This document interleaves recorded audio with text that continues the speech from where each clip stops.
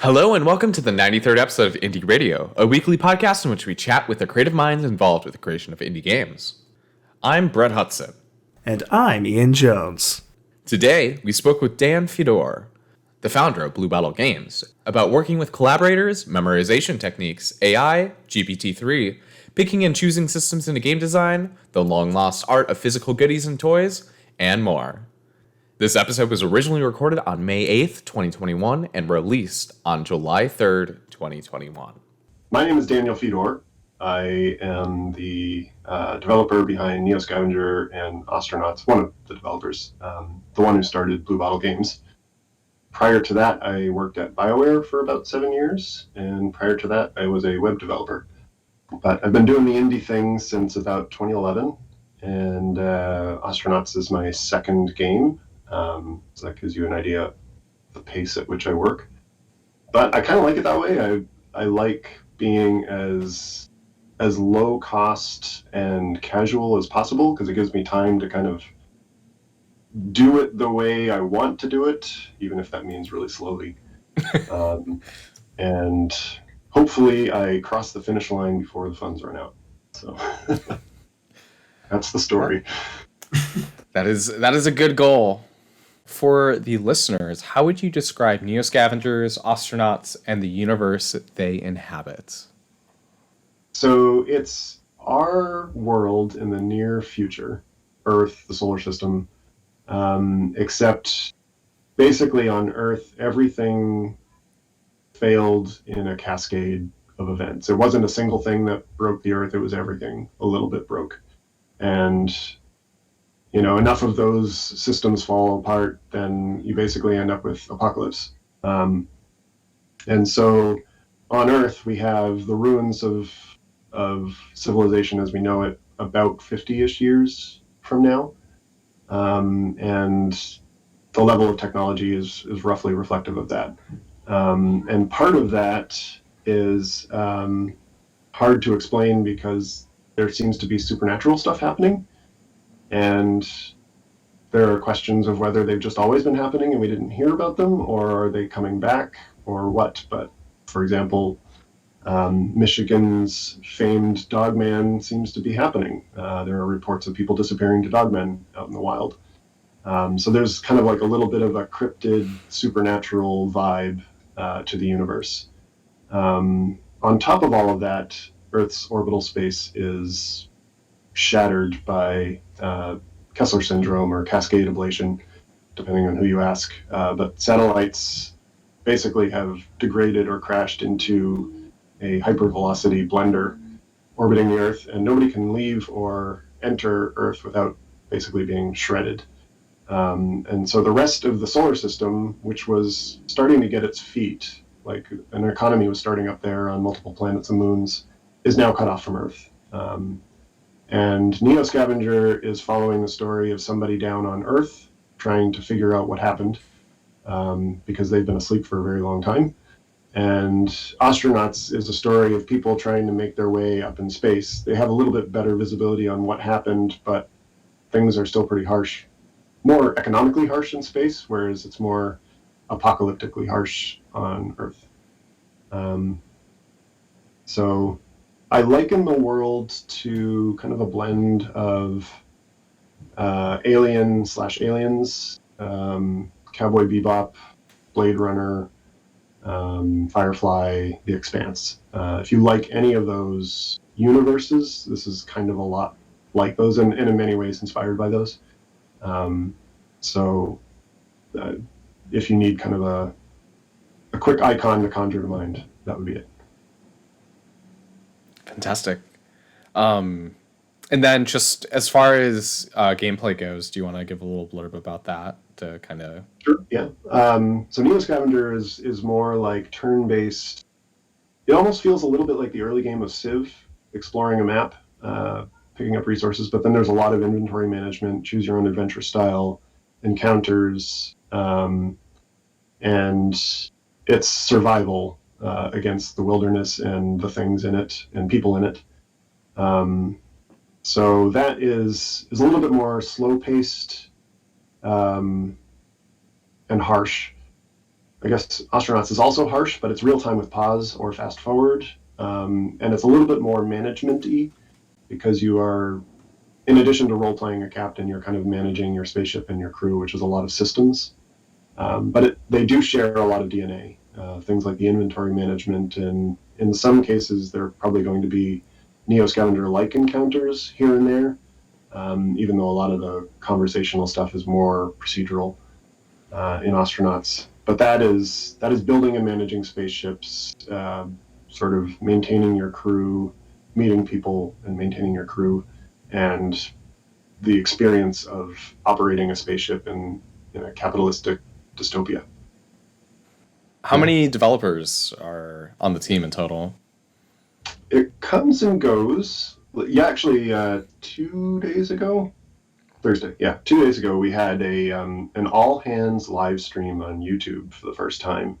So everybody who is currently like not necessarily full time, but pretty close to full time was on the stream, and that was 5 of us total.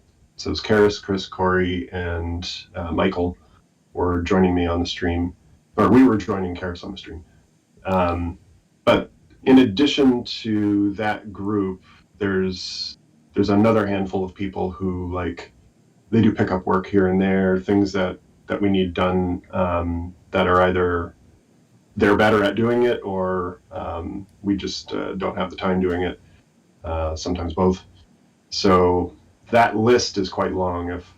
If you go to the game's main menu, there's a credit screen, and I think the list of people who have contributed to Astronauts is an entire like column of text from top to bottom. Because the game's been in development since like 2016-ish. And over that time, a lot of people have kind of come and gone, especially like artists who do like 5 illustrations, and it's, you know, smaller tasks that come and go. So, and I think in the long run, I like this format because there's kind of like a pool of people out there I've worked with before. I trust them. I like their work. And as long as there's enough of those people available at any point in time, it's like, hey, let's team up, let's do some stuff. Or like, I'm going to need some work done in the near future. Do you have availability? And that's kind of a nice place to be for me because I don't have to pay somebody to basically sit on their hands while they're waiting for me to be ready for them, which if you're like a full-time studio is frequently the problem. Production schedules are notorious for underutilizing certain team members at the beginning, middle, and end. And that's why you end up with kind of having multiple projects on the go, so they all kind of interlock. But that's also pretty expensive to maintain, and if there's a slight misstep, it can really gum up the works. So I'm hoping that with more practice and refinement, this kind of like super indie team that comes and goes at varying times is a new model that'll work for studios on a tighter budget. Mm-hmm. Is this super indie a new title? Are we trademarking this? Calling it in this talk. I don't know. I mean, they had the super bands in the 80s and 90s, didn't they? So maybe we call it the super indies. Perfect. I'm all on board. Is there? I think in some ways the film industry kind of does something like that, where they spin up a whole production company around a film, and then the contractors are lined up for that schedule, and then at the end of the thing they just unravel it or whatever, which is different than what I'm doing because I'm not spinning down the company after the game, but in some ways it's like the team only exists for the game, and then another team, which may overlap it or not, is on the next one. So I think it probably exists out there in various forms. Mm-hmm.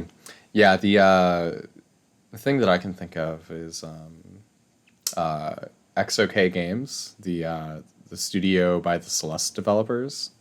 They frequently collaborate with the same folks and like have overlap in their teams. Yeah, actually, I'm seeing that a lot with kind of the circle of indies that I chat with occasionally. There's frequent pair-ups between certain developers or certain talents, and yeah, if you've had a really good working experience with somebody, you definitely want to work with them again, and that's energizing. So I can see why it's popular, and I think people are making it work. So on the topic of on the topic of you talking about circles of developers that you know keep in touch with and you keep up with, are you involved with the Seattle Indies group at all here in Seattle? Seattle Indies, they do their periodic get-togethers in Seattle, which I Mm-hmm. don't think I've been to one yet. So I'm aware of them, but I haven't actually interacted with them much. So I moved to Seattle in 2016, Okay. um, and then I moved to South Seattle in 2017, which is where we planned on permanently living. The first place we lived was just kind of like a staging area until we figured out where we were going to live. So I didn't have a lot of time to kind of get into the scene here, but I did meet what was it called? There's like a shared indie development space in Seattle, and I met Christopher Floyd, who runs it, at an earlier PAX. And so I sort of linked up with him again, visited their space. That seemed really cool. Seemed like some good people there. The Seattle Indies, I don't know what they call them. They're like gatherings that they do where people show off the games they're working on and stuff. That always seemed like it'd be cool to get into, but it always seemed like the timing was wrong. We have a young daughter too, so it was also kind of crawling out of the canyon of early childcare Mm. and sleepless nights. But thankfully, that's now reached a stage where she is um, mostly self-sufficient, and there's more time for us to get away and do stuff. Um, so once pandemic is over, maybe we'll come out of our shells a bit more and start exploring the local indie scene, because it's huge, and it's actually part of the Mm-hmm. reason we moved here was if for some reason um, Blue Bottle Games doesn't work out, there's a million opportunities on our doorstep. We don't have to move again Mm-hmm. to find work. So that's also sort of a comfort. Yeah, that's what drew me to Seattle is just the indie scene here, and then also 3 hours north you've got Vancouver, British Columbia, and 3 hours south you've That's, got Portland, like three huge indie game hubs. you could trip and fall and you'll be in an indie studio somewhere. Pretty much. I Yeah, just looked up the workshop that you were talking about. It looks like it's called Indies Workshop. there it is. Yeah, And yeah, it's in the heart of Capitol Hill, which yeah, it is is now. It originally was oh, Sodo, I think, kind of near the baseball field ish. So I'm not sure what prompted them to move, but yeah, they're up in Capitol Hill now. wild. Ian and I were potentially going to move to Capitol Hill, but we're looking to do Kirkland now. Hmm. Kirkland, I think it would be a nice choice for us just because we wanted a little bit more space. But there's a part of me that I lived in New York City for about 4.5 years, and I miss it frequently. That feeling of just being able to walk out your front door, get on a subway, and then be literally anywhere in the city and like surrounded by, you know, all of the people, the culture, the things to see and do. I miss that, but it's like when I'm in the city, I miss the wilderness, and when I'm in the wilderness, I miss the city. And Kirkland is one of those places where you can kind of have a little bit of both, which is it's a nice mix. And we're down in South Seattle, which is getting pretty close to like Tukwila and Renton. So it's still pretty green out here too, but there's an LRT or Link Light Rail station not too far away, so we can still have access. I'm looking forward to getting back into the city. I miss it. It's been a year and a half, I think, since I've seen anything north of like Columbia City. Yeah, every time I've visited Seattle, I have enjoyed just how easy it is to get around anywhere. Just buses and the light Yeah, rail system. yeah, and they just hooked up the light rail to the monorail, so you can use your card to transfer. Like that was just starting to become a thing before the pandemic hit, and hopping on that with my daughter and going to Seattle Center and like the museums there and even just the big fountain and stuff. It's like I can get there now. I don't have to drive. I don't have to find parking. I can just walk over there, which is I love that feeling. I love cities for that reason. Yeah, every time I would visit, I would just feel so good going back. Like usually when you go on a trip, like your flight back, you feel a little tired. You feel the effects of the trip. But every time I would come out here and I'd be walking everywhere, and just getting like all this blood flowing, it would just like bring up such a good feeling in me that I'd be flying back and I'd feel rejuvenated when I get back to where I'd be That's living. a good position to be in. Yeah, I usually I fall asleep on a lot of flights because I'm just exhausted by the trip. But energizing, being in a place that energizes you is. So hopefully, when everything's settled back down and we can go back out into the world, I can find that feeling whenever I want just by taking a trip across the bridge. Yeah, where are you guys now? You're in the area, right? I'm in Kirkland right now. Oh, okay. Yep. Kind of on the cusp of Moss Bay and downtown Kirkland. Okay. And then Ian, where are you again? Which part of I'm Washington? in Virginia right now, just outside Washington D.C. But yeah, I've been trying to get out to Seattle again for quite a while, but it's something happened in the past year, I think, and that just kind of threw things off. I don't want to get into that too much, but It's okay. You don't have to bring up your personal stuff on the podcast. yeah, sorry about that. That's my bad. Dark times. Yeah, no, Ian and I have been trying to get together for years, and one of us always has something coming up, and then we're like, we're gonna do this, and then the world's like, nope. Put the brakes on, folks. But January 2022, maybe. For real this time, yeah, sure. That's me knocking on wood. I hope this is real wood. It's an IKEA desk. Like, there's 50%. Yeah. I have an IKEA desk. I don't want to chance it. That might make it worse. I think there's a wood product in there. It's wood powder and glue, probably. Okay. Oh, that's good enough for me. I'm sure that's good enough for Odin, too. Yes. Is it Odin? Is that who you're knocking wood for? Well, I mean, if it's an IKEA desk, like, he's going to be the one receiving the knock. Okay. I thought you were just revealing to me, finally, the origin of knocking wood. But now I kind of want to know. We can look it up. Origin of knocking on wood. I gotta know this. Whoa. In many cultures, it's a common superstition for people to knock their knuckles on a piece of wood to bring themselves good fortune or ward off bad luck. One common explanation traces the phenomenon to ancient pagan cultures, such as the Celts, who believed that spirits and gods resided in trees. Okay, So, that makes sense. Yeah. Yeah. My mind will remember that because it makes sense to me. Mm-hmm.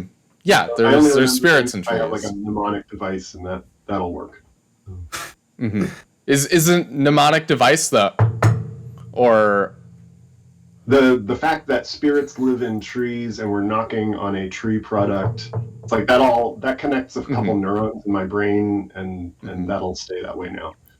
All right. If you said 1794 or something like that, I wouldn't remember it. Okay, well, remind me the year at the end of the podcast, and we'll see if either of us can remember. I won't remember it by the end. Okay. So I'm curious about this because this is a method that I used to use to remember things.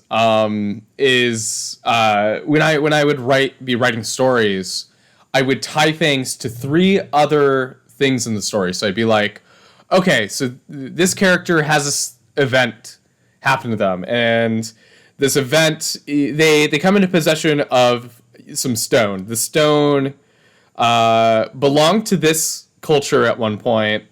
The stone is related to this power and this this person gets a stone at this place, which is also where this other thing happened. And by tying it to these three things, anytime I would think of any of those things, I would then also think of this. So I would basically be doing a map in my head. Is that similar to what you're doing? Especially if, like, the place it was tied to had a power related to the power of the stone. Mm-hmm. Or, like, if the stone was crafted from material that was only found in that place. Like, those are all kind of like double reinforcements or triple reinforcements of the same thing. And yeah, my brain works that way, where, like, if I can rationalize the answer, there's a much higher chance of me recalling it later than if I just have to rote memorize it. That is a really good way of putting it. Do you have a mnemonic device for keeping track of when you make friends and enemies and astronauts? And who they are? At first I thought you said a demonic device, but... oh, that'd be interesting too. You have a demonic device. A mnemonic device for friends and enemies you make in astronauts. You mean like for the player to remember? Like when it comes up in the story, like for instance at the career kiosk or that type of thing, when you're having the, when it's like, oh, you've made a new enemy, you've made a new friend, this is what you view them as now. Do you, like, try to keep track of those names as they come up, or do you just kind of rely on seeing it later in the UI when you're interacting with them again? I definitely put it in the UI later because I forgot frequently. But I also, it was a late addition for me to put a portrait of their face in the career kiosk, so that as you're making that enemy, their face comes up, which is a mnemonic device for humans. Like, if there's one thing we are really good at, it is recognizing a face. Even if you don't know anything else about it, it's like, I've seen that face before. So that is kind of a brain hack, adding that portrait there. But I, like many people, suffer from I might remember your face, but that's it. That's all I know. Mm-hmm. There might be some, primal feeling associated with that face if it's fear or love or something like that. But frequently it's just like, yep, I know that face. Let's wait for more information. So, I hope it gets to the point where, like, just by merely interacting with that person, you're like, oh, they don't like me. Okay. Like watching Memento. It's like, oh, this person's chasing me. I guess they're a bad person. It is so wild when you run into somebody that you remember meeting at one point and you go, there's no way they're going to remember me. They're like, your face looks really familiar. But they don't necessarily remember anything else, like you were saying, but they, like, recognize your face and you're like, how? Where is it stored up here?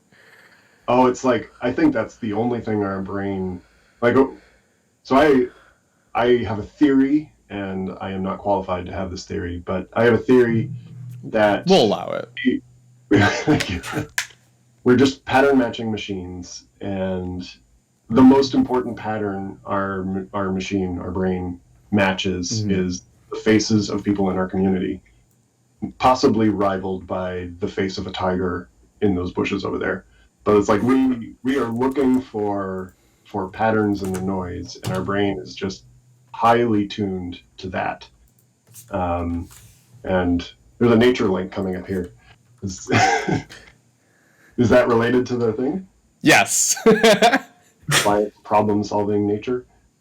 Yes. Human solve problems by adding complexity even when it's against our best interests. Yep. So look at the image and, like, figure out, like, how would you make this symmetrical on both axes? How would I make it symmetrical? Remove the top 4 blues and replace them with whites? Okay, so most people would actually add blues to the upper right and the bottom 2. And the basic idea is that our brains are more interested in additive properties when solving problems than, subtracting things. Because bigger numbers are good. You don't ever want to solve a problem by, having less of something. We also have a bias against losing. Mm-hmm. Like, if you gain $5 and lose $5, losing $5 hits you harder than gaining $5. So like they don't even out. Mm-hmm. And there's a word for that too. It's like a loss bias or something. But no, that's an interesting observation, and I wonder if the reason, like in terms of programming, if I had to remove 4 dots from an image, it's a lot easier than adding 12. So maybe that's why I went that way. So. That's actually where the article goes. Is it talks about AI trying to do it and how AI is going to try to find a path of least resistance, even though humans might put in a little extra effort to make what would be good. And that's some new breakthrough about how to make AI be closer to mimicking the decisions that a human would make. Interesting. Especially, I think it even brings up, to come full circle, facial recognition technology or something like that. Yeah. I'm excited to see where AI gets. I'm a little bit dreading where AI gets applied, but mostly excited to see the kinds of things that AI can do. If the only thing that AI produces moving forward is more GPT-3 text, prompted fiction and writing, I will be happy. Like I could sit and read that ridiculous AI generated text all day long. AI tells jokes. I love it. Keep doing it. Have you been following anything that's been happening with AI Dungeon in, I think, the past few months or so it's been? Because it probably would be a few months ago to the day that I first heard about it and I looked it up. That's the thing where it's like, it's basically DMing a dungeon, but it's like an AI that's running on a server. Right, yeah, I believe it is running GPT-3 and/or I think they swapped at some point to an even more refined version that was some commercial product, but GPT-4. That would be too logical a naming scheme. This is more the Microsoft style, I think, where it's just like You beat me to Xbox it. Series, whatever. Anyway, GPT-360. Yeah, exactly. But they've had some concerns with the types of things that the AI has been suggesting. So there's definitely destroy all humans. Oh no, much that'll be worse. a little less concerning to me, weirdly. Anyway, no, it's just it is fascinating to me, and it is really cool to see the kind of assisted writing that you can do with a system like that. But there definitely is a lot of potential for misuse, not even misuse, just a lot of potential for human biases or like the worst impulses and things that some minority of humans have, some subset, and for that to just come across and be exacerbated by this system that is, because of the large size of the data sets it's created from, it's kind of impossible for us to use that size of data set and actually moderate it and go through it and make sure that it's all things we want to be feeding into this. And that just manifests in some very concerning, not quite illegal, but it feels like almost should be ways with some of the things AI Dungeon was suggesting. But anyway. Oh, interesting. Yeah, like so if the AI's behavior mimics what we as a society have labeled as either criminal or immoral, like that kind of thing you're talking about. It's, I guess, without getting too into depth with what was happening, a not insignificant portion of what happens in AI Dungeon is evidently basically people writing smut with the help of the AI, which is one thing. That's, they're fine with that. They're not trying to get rid of that entirely. But the AI increasingly was veering towards scenarios that involved children and or a lack of consent. And you just have a lot of things where you don't want any of that happening on your platform or to have any part in it. And there's a feature that allows you to publicly post things that you've created with AI as a story. So there's several things happening that all just added together to create a horrific mess. And that's where... That's an interesting problem I don't want to have to personally solve, but it's an interesting problem to solve. Wow, and then you end up into a situation almost like with ISPs and web hosting content providers like YouTube, where there's probably going to be a court case deciding who is responsible for missteps like that. Is the creator of the software on the hook for it? Is the author of the content, or the person who prompted it to generate that content, the person who published the content? Like, that's going to be a very interesting, probably, series of legal battles. Right. Then because then it does get into a weird situation of like, how intentional was it on the person's part to try to prompt the system to do that? Yeah, like reading into even just their input log or something. Like, is this what I think it is, or is this just coincidental? And I guess a part of me also wonders, like, the source material the AI is using, is it somehow cluing into the fact that, like, children are a really emotional hot spot for us, right? So, like, if the AI dungeon master really wants to pull on our heartstrings, do it to a kid instead of another adult, because in all of the other material it's looking at, it's like kids are the most off-limits target. Right. So it's almost like if playing a C# really gets people's hearts going, the AI is just going to keep hitting the C# because that's the thing that it thinks is going to have the most effect, and you've asked it to produce the highest effect possible. Like monkey's paw. Are you familiar with the monkey's paw? Vaguely. With the 3 wishes and all of that, basically. But yeah. Or something, and you get the worst possible interpretation of that wish. Right. Is monkey pawing the the dungeon prompt. On to lighter topics. Yeah, so when's the Neo Scavenger Astronauts GPT-3 So that would have been interesting. Like, there was at least one period where we talked about, what if the AI that you talk with in Astronauts was somehow driven by GPT-3-ish software. Because, I mean, it makes sense in that application, right? Like, it's almost like a Turing test the player's conducting on the game. And I guess in that sense, we'd have to probably let them type in input. But yeah, like, what would happen if our characters were running that? And I think one of the simplest answers is we would never basically get a license to run GPT-3. We'd have to, like, or we wouldn't get GPT running in the game. We'd have to be, like, contacting a cloud service all the time to use it, and it would probably be pretty expensive, and it would require a lot of training. But yeah, like, I think the application of AI as a driver for the AI personalities in the game, it's a really cool one, and I hope some people try it. We have a really, really crude one in the game now where, the number of verbs everybody in the game has is limited to, say, like 6 dozen.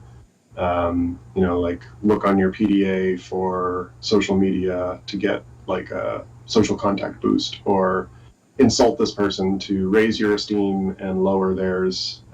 Those kinds of things are all, like, in your metaphorical quiver of arrows.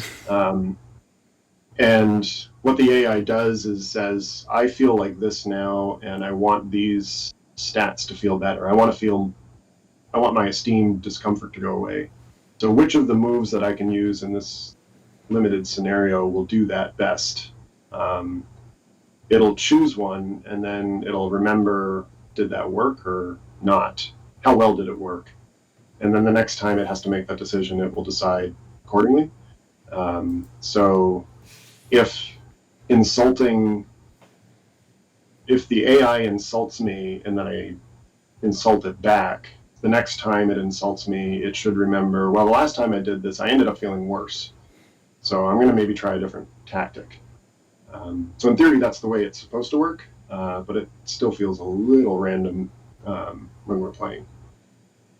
So that kind of gets into, it sounds like you're describing the, I believe you called it social combat in previous interviews and things like that, which I find fascinating. So it's more centered around kind of those status effects that instead of just physical status effects like being hungry, you also have esteem and other things like that, and that informs the interactions when you're talking. Yep. Which is fascinating to me, but also I didn't realize. So you have almost like a machine learning thing built in there, where they're training themselves per player. How you play, they'll try to adapt to that. Is what it sounds like. Yeah, and my hope was that you start playing a game, and maybe initially all of the characters kind of behave the way every other game starts, because they start out with kind of like a basic training.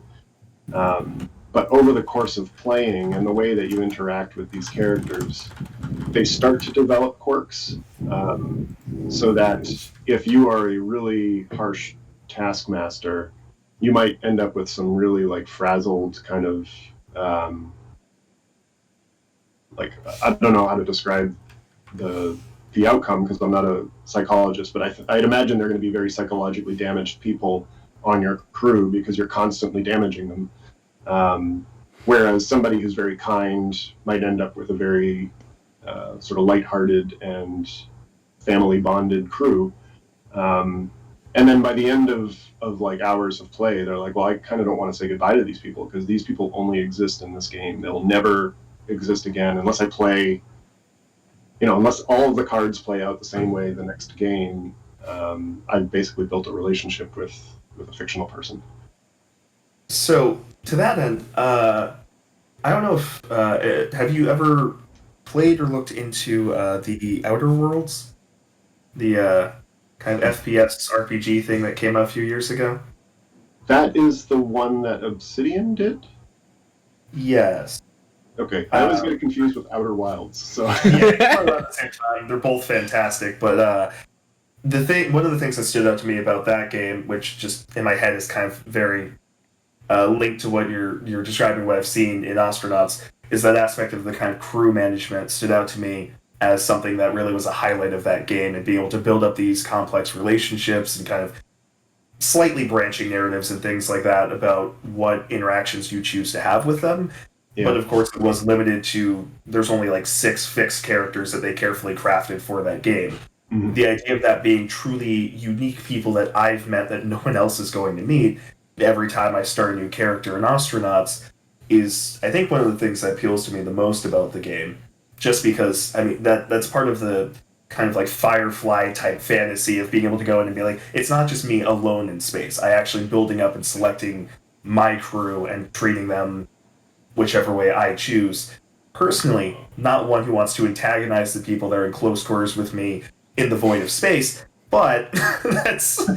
Smart. That sounds smart. Yeah, I feel like there might be some problems with being a dick to all of my... Anyway, but no, it is very interesting to me that you have this very complex, rich system you're building out just around those social interactions, just around being able to kind of do the crew management, things like that. It feels like Astronauts has all of these different separate, almost things that could just be their own game, all just pressed together into this one. Like my game design philosophy. Yeah.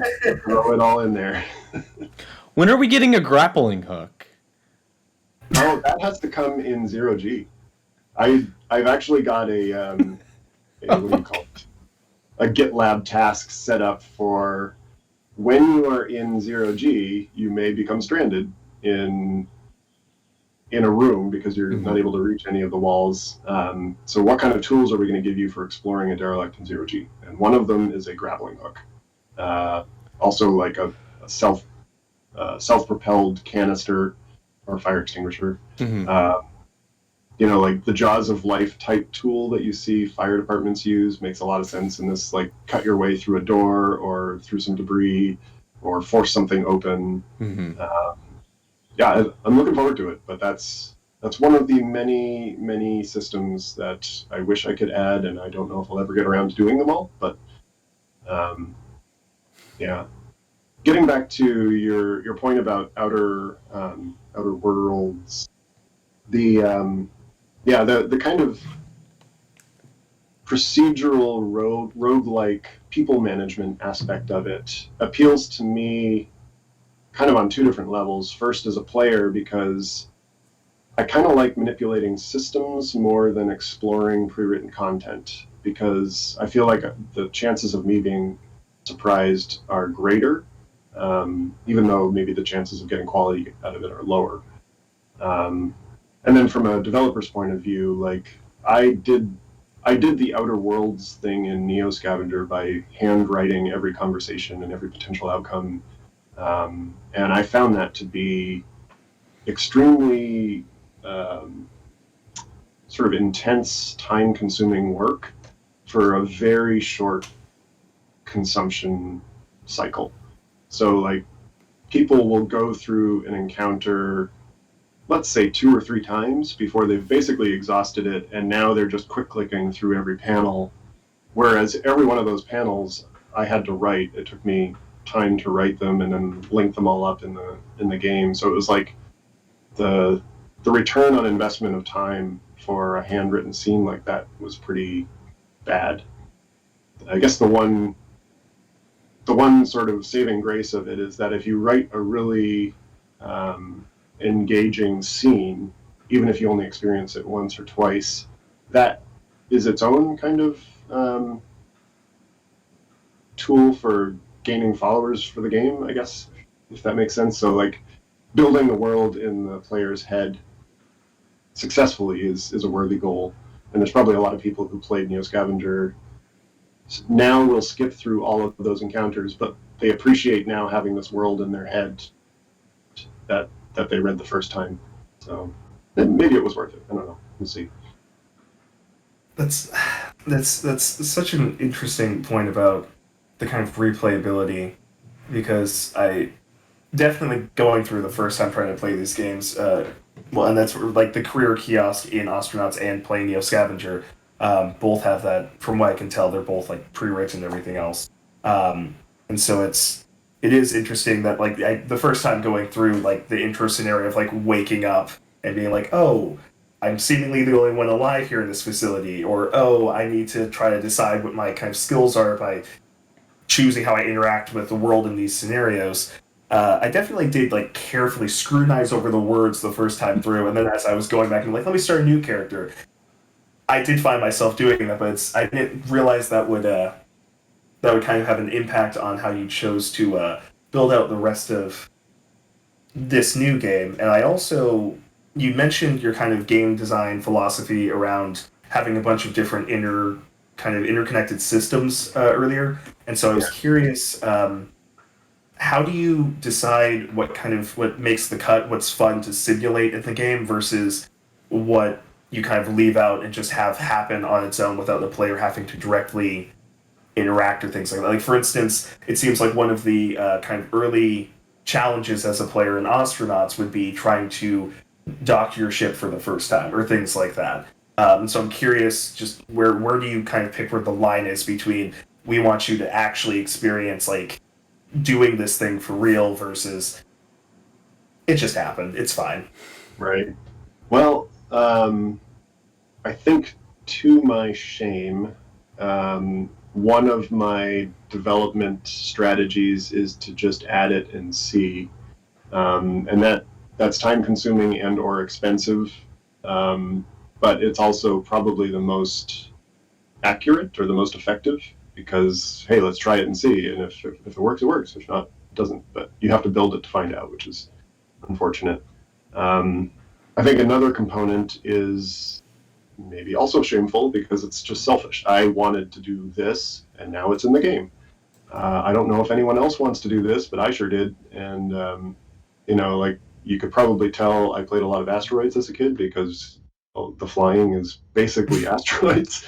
And I think after a while, it became clear to me that what's important, the experience I want people to have in Astronauts is to kind of inhabit the space the game is promising, to inhabit the role of a freelancer in space. And so, like one of the things that I consider core to that is your hands are on the controls, like the buttons are on the screen. You can hear them click and the switches toggle, and the alarms go off, and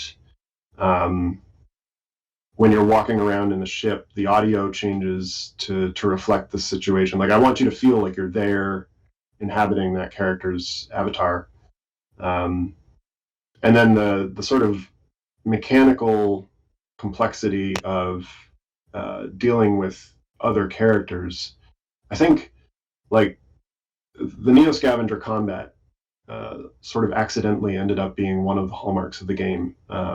Like initially, combat in Neo Scavenger was no more than basically what you'd see in a simple Civ-like game. You bump into somebody in an adjacent hex, and you exchange values, and you had like five levels of injury, and if you went to number 5, you died.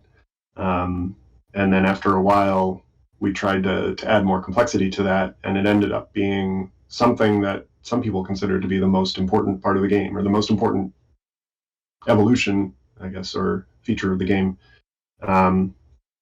So social combat in Astronauts is sort of an outgrowth of that system. It's largely the same system, but we thought everything that people have sort of loaded into the Neo Scavenger combat thing, the things they imagine the combat of Neo Scavenger does, what if it's actually doing those things, but now like with social interaction? Because managing a crew, like I think the whole thing about Firefly and a lot of these sort of ensemble spaceship serials is the ups and downs and the drama between the characters, and you can never quite have all your ducks in a row. There's always one person who's upset with you, one person who's fine with you, and then dealing with that might flip things over. So that was also like core enough to the experience that it was like, we have to at least try that, see if we can do it. And I just want to see drama happen. You know, I can just flip a switch and see the characters do goofy things and try and rationalize why they did it. And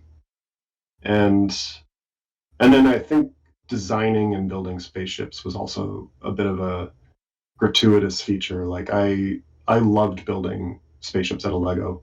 And of course, after building the spaceship out of a Lego, what are you going to do with it? Well, you're going to probably, if you're like me and the kids that I hung out with, we would get out paper and dice, and then we would, you know, do arcs of fire and like who's hitting who, and can you escape this? You know, do you have thrusters left to actually maneuver? So that kind of like, I get to design a spaceship, but then actually the spaceship works. Like the things I put into it are functional, and if there's damage to the system, that system stops functioning, but the rest of the ship continues working, which I get is, it's a little bit FTL-ish. You know, like piloting a ship on fire and managing that disaster is its own kind of systemic fun. But I think those kind of evolved into the core pillars of the game.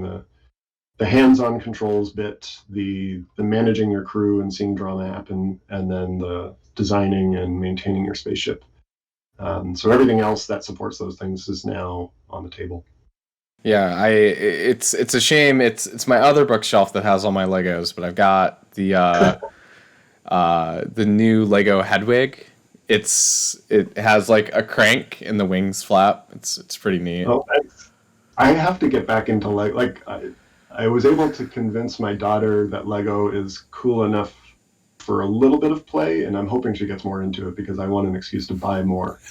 But I still have like two, I want to say they're like 2 by 3 foot drawer trays that are just left over from when I was a kid, and they're under her bed, and every now and then we pull those out.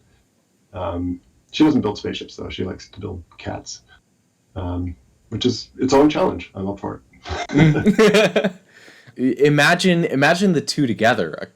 A cat spaceship, either a spaceship for cats or a spaceship that is a cat, or both. Whisker Squadron?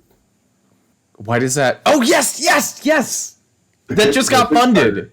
Just got funded on Kickstarter. I backed that, yeah. Brilliant idea. And I don't really know... is it Aaron? Yes. Filippo? I don't know him personally. I think we may have talked once or twice, but I think he was on episode 49 of our podcast. Mm-hmm. Yeah, like I don't know him very well, but I'm happy to plug him because he's done cool stuff, and this sounds like we needed this slot filled in the library of games. I'm excited to see how it turns out. Yeah, I'm a little hazy on remembering exactly what it was, but I remember seeing it and being like, whoa, gotta back this right now. I think it was basically Star Fox, except all of the pilots are cats. Maybe they're not all cats. But, I mean, it's just like, yes, cats flying spaceships, absolutely. I know there's a big audience out there for that. That was actually the case with going back to, like, Wing Commander, too, wasn't it? Right? Like, you had the lion people, what were they called? Kilrathi? Something like that? But those were, like, lions and or tigers that piloted spaceships, and that was well received. So, When did Wing Commander come out? a long time ago. Okay, yeah, I was gonna say I think it's before my time, and that also means That was before Ian's time. Robertson was not part of Chris Robertson Industries. That was Origin Software. So Origin's been out of business for like 30 years probably. So no, probably only 20 years. I think the first Wing Commander was probably mid to late 80s though. So Okay, it was a while ago. so like 10 years before me. Okay, yeah, probably. It is extremely retro, but they, I think the ripples of that game have continued to affect everything we touch now, and like even we were yesterday talking about blueprints in the game, and I dug out the old blueprints that came with Wing Commander because like, there were couple of flyable ships and they just had these white sheets. I don't know if you remember like the old G.I. Joe sets would come with blueprints in them too, but it's like that, just a big white sheet with literal blue ink sort of schematics of the thing, and then like technical readouts all along the side of the graph paper, and that kind of stuff was just so cool. I had no idea that they did that. I had Bionicles as a kid instead of G.I. Joe. Those are my action figures of choice. Did they have technical readouts? That would have been really cool. They definitely did have really nice packaging. All their canisters also doubled as like a lore piece. So like the Toa showed up, washed up on the beach in the canisters that you buy them in, and then the bad guys like hang upside down inside of the canister after you build it. You like rip off the sticker and you can like look at it in there, and that's its hive. Cool. Yeah. That sounds clever. Packaging. The old Transformers kind of did something not like that, but cool too, where it's like the packaging was fun. And that was the you got like the decoder sheet, which is just like red cellophane card. And then like there was this garbled kind of graph on the back with like their stats on it, and then if you held the red cellophane over it, it would decode it, and you could see the graph, and so you could be like, oh, you'd keep the box for that reason, right? Like you had this, all of the stats were on the box or her stats, but I think on top of that, they just had like this massive mural on the back of every box of like all of the Transformers engaged in this giant space battle, and it was almost like a collector's sheet, like this is something you want to hold on to for reference later. Yeah, physical stuff to come with your toys. More of that, please. Agreed. Yeah. I want nice physical things. Yeah, because like there's so many collector's editions of things and whatnot that just has like all these like it's like kind of cool, but I love interactive bits like the decoder there, or the going back to Legos, the Harry Potter sets were always my favorite because they always had Easter eggs and trapdoors and like hidden panels, and because you know it's all magic, so it's like, oh, like surprise, spin this thing, and all of a sudden the staircase shows up. And the old there was in the 90s, there was also late 90s, early 2000s, there was another Lego series. It was like this adventure. It was basically Lego's ripoff of Indiana Jones. Right. And that also had a lot of really cool like trapdoors and hidden stuff as well. And I don't find that too much with a lot of the more modern sets. Yeah. There was a series of toys that was, I think it was probably targeted more at girls at the times. It was Polly Pocket. Oh, yeah. And they were like miniaturized. Well, they were real sized accessories with miniaturized people house stuff inside, which I always thought was super cool. Like you open it up and it is like hidden containers, or like you push this lever and like a panel opens up and it turns out like that's a hot tub, or like you slide open this thing and it becomes like stairs to go up to the next level. And like, I don't know, I think they may have missed their market by trying to focus that just on girls, because I think boys and girls just love interactive hidden surprise type stuff. I mean, heck, the Transformers market is literally Polly Pocket, just with a different on it, right? I remember seeing the Polly Pocket ads running on TV and being like, whoa, that's cool. I wish it was for me, a boy. I wish I could bring that to school and not get beat up. And now me, of course, you know, as an adult, I'm like, whatever, I should have just gotten Buy that. that with a pint of ice cream, and that's my dinner and entertainment for the evening. Yeah, pretty much. Don't please. Well, so the real question is, which flavor? I was always a coffee ice cream kid. I liked coffee. Of course, if you do coffee the way I did it as a kid, it basically was ice cream. These days, I don't know. We got a really good mint chocolate chip the other week, and it tastes pretty much like you'd expect, but like there's something about the texture of the chocolate chips where they were just the right hardness and size that it was like satisfying to bite into each one. Ooh. So that was pretty good too. I don't know if I could pick one. No. Was it like mint chunk or? Probably more mint chunk than chocolate chip. It wasn't like Hershey's perfectly formed chips, but yeah, it was. I don't even know the brand name.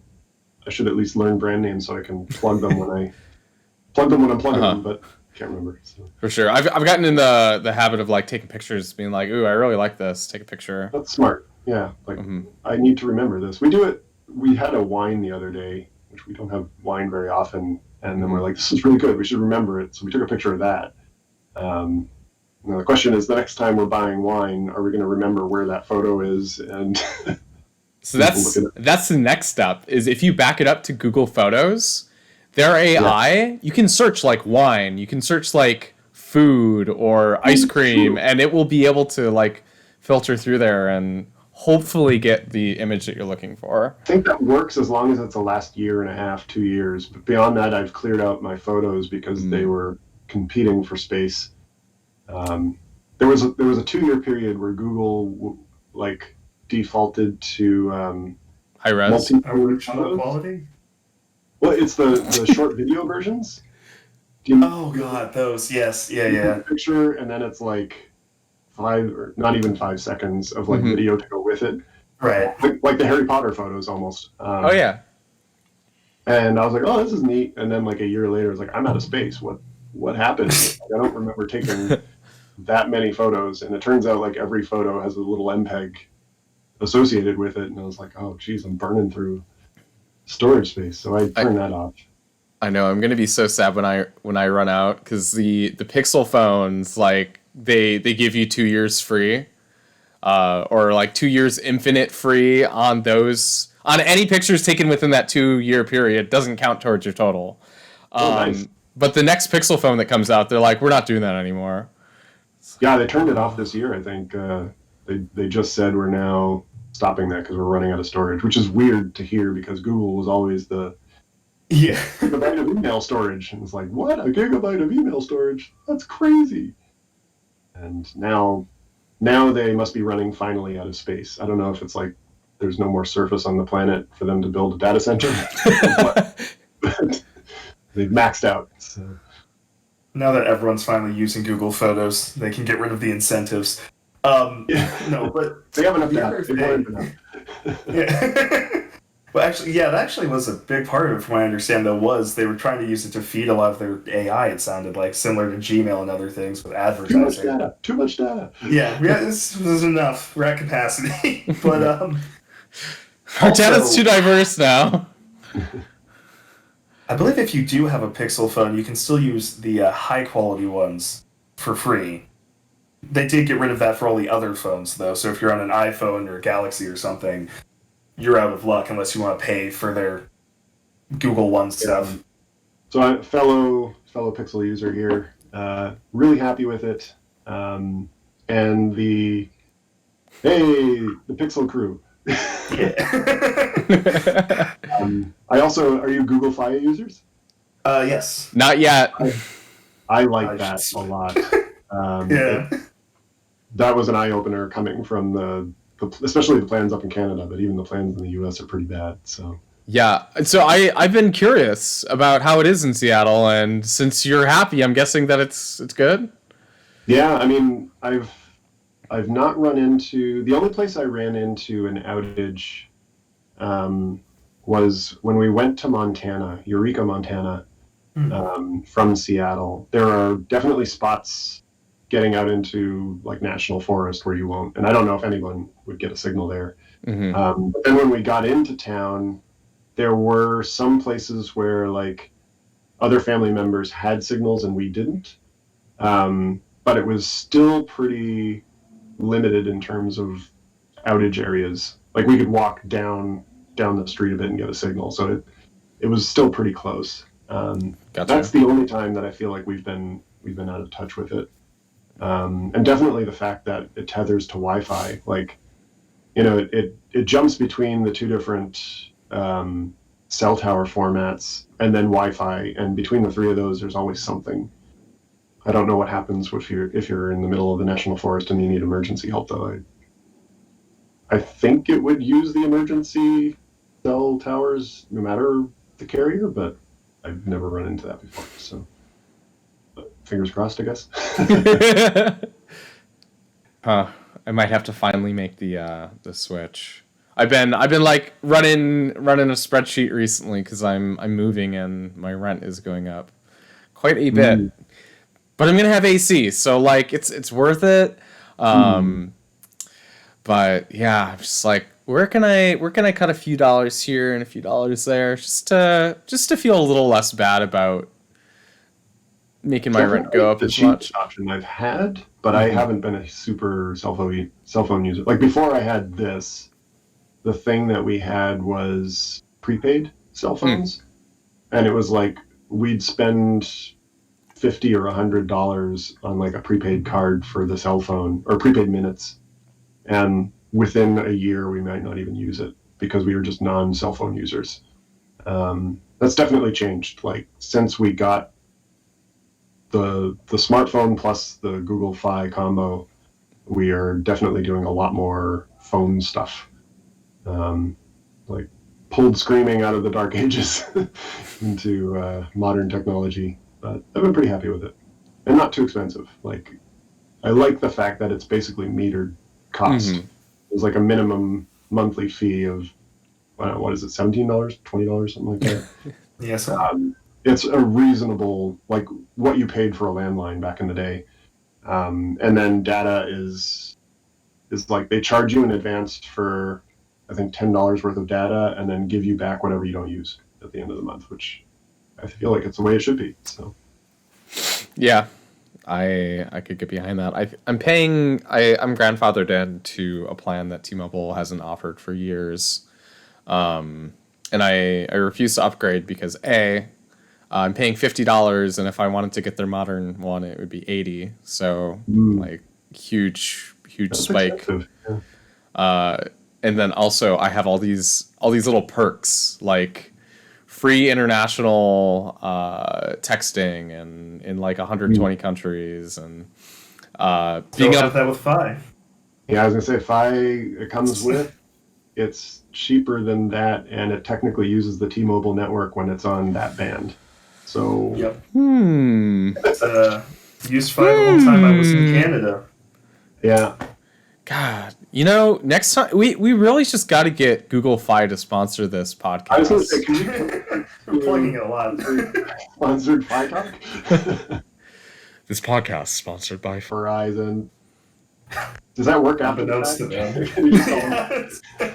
Yo, so we were thinking of having you sponsor our podcast. We already recorded it as such. We can remove it, of course, but if you wanted us to leave it in, Otherwise, just edit in nondescript carrier or something, and very clearly the exact same audio sample every time, just covering it up. It's fine. So far, I've been really happy with it, Verizon. Yeah, exactly. sign up with our code Indie8 today and save absolutely nothing. I don't think I'd want my name attached to that.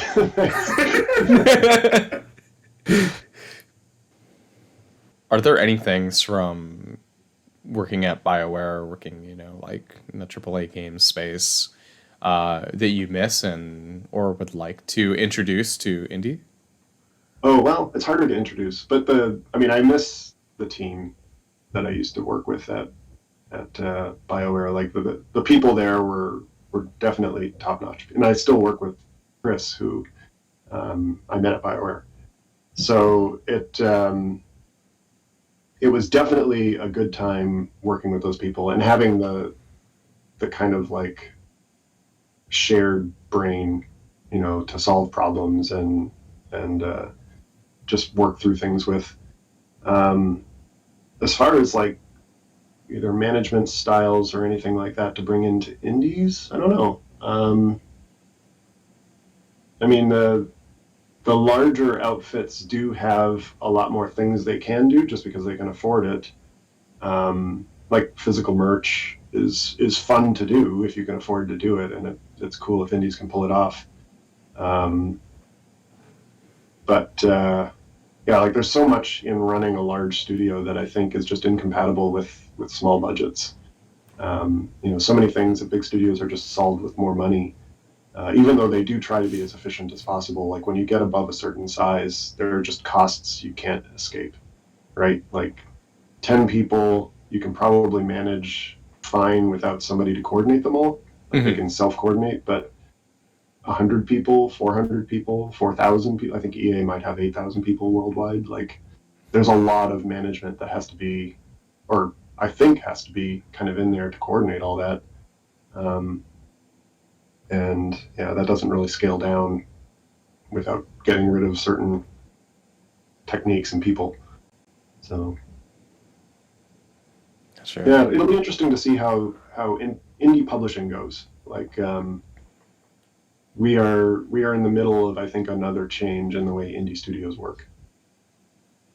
Yeah, there was a lot of talk about that late last year, and I feel like we've brought it up in every show that we've had since the talk came out. I mean, it makes sense. This is a podcast about indie developers, so Yeah, it will come up. But yeah, there's Perennial like, perennial topic. There's always change. Mm-hmm. Yeah, the debate over the terminology is almost as common as the field changes, right? Like, I don't think I've ever heard a satisfying technical definition of indie that wasn't immediately broken by an example I could think of. So yeah, it's kind of a vibe, I guess, the indie vibe. Yep, that's kind of what we've all ended up coming to. Is like it's more of a spiritual thing. Like there's the indie spirit, or that goes into a game. The indie Christmas spirit or something. Yeah. Okay. Sounds like the name of a plane in the 1930s. Mm-hmm. The parent, the child, the indie spirit. The Trinity. The Triforce of indie. Triforce, there you go. Yeah. Bring it up into a more recognizable terminology. Mm-hmm. Yeah. Right. Triforce is from that indie game years ago. Yeah. Back. Yeah. Mm-hmm. By indie developer Miyamoto. Miyamoto did Mario. Who did Zelda? Little known pachinko manufacturer and card printing company. Right. that's still the only. No. What advice would you give to somebody trying to get into the indie game scene in 2021? 2021. Well, make sure you're covered financially for the jump. Or if, God, there's so many ways to do it. Like, so some people do part-time work or full-time work with indie part-time on the side. It's financially safe, but it's also really hard to muster up the energy after a full day's work to do more work. Some people, like me, just save up money for a really long time and then finally pull the trigger when they think the time is right. It's a really hard decision to make. I tried to document as much of that transition as possible on my blog. It's called Game Dev Gone Rogue. I don't really write there anymore, but that's what that's all about. That kind of diving into the. You've gone rogue on your game dev gone rogue. Gone rogue again. Rogue. But in that case, like what I did was I had enough of a financial cushion to at least try an idea or two. And in my case, I would have exhausted it before the game was done, so I kind of pivoted a couple times so I could get something out and beta fund it, which was Neo Scavenger. So that's a way to do it. Working with people speeds things up in some ways and slows things down in others. But if you are working with people you enjoy working with, it almost doesn't matter because you are spending time well, as long as you can afford it. So yeah, I just be safe about it. Like for every success story you hear, there's probably 99 failure stories that you don't hear, and success bias is a real thing. So just take care of yourself. All right. Well, thank you so much for coming on and chatting with us, Dan. Well, thank you for having me. Enjoyed talking with you guys. Likewise. I think it's mutual. Yeah. Thank you for listening in to episode 93 of Indie Radio. Indie Radio is recorded using Open Broadcaster software and edited with Audacity. You can find more of our shows on Google Podcasts, Apple Podcasts, SoundCloud, and more. Next week, we chat with Sam Shuri, a game developer from the UK who joins us to talk about his latest game, Sealed Estate, which is part of a new collection called 10MG. Thank you again for listening, and we hope to see you then.